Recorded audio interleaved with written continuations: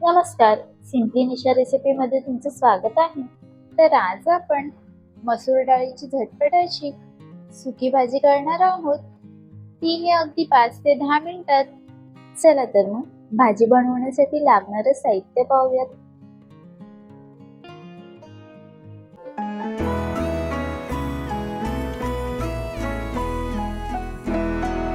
इथे मी अर्धा कप मसूर डाळ 2 ते 3 वेळा स्वच्छ पाण्याने धुवून 5 ते 10 मिनिटांसाठी पाण्यात भिजत ठेवलेली.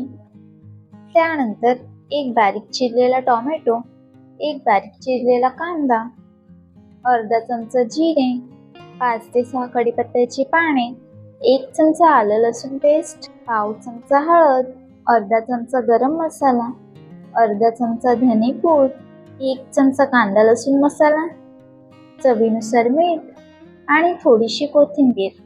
आता सर्वात आधी भाजी करण्यासाठी पॅन मध्ये 1 चमचा तेल घालायचे.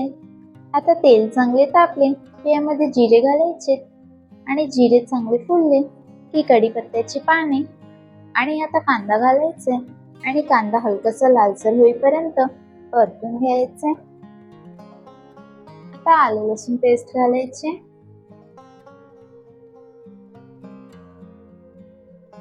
आणि आता टोमॅटो घालायचे आणि टोमॅटो मऊ होईपर्यंत परतून घ्यायचे. आता इथे टोमॅटो मऊ झालेला आहे. आता यामध्ये मसूर डाळ घालायची.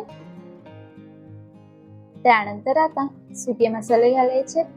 हळद, कांदा लसूण मसाला, गरम मसाला, धनेपूड, चवीनुसार मीठ आणि कोथिंबीर. आता हे सर्व चांगले एकजीव करून घ्यायचे आणि आता यामध्ये अर्धा ग्लास पाणी घालून डाळ शिजून घ्यायची.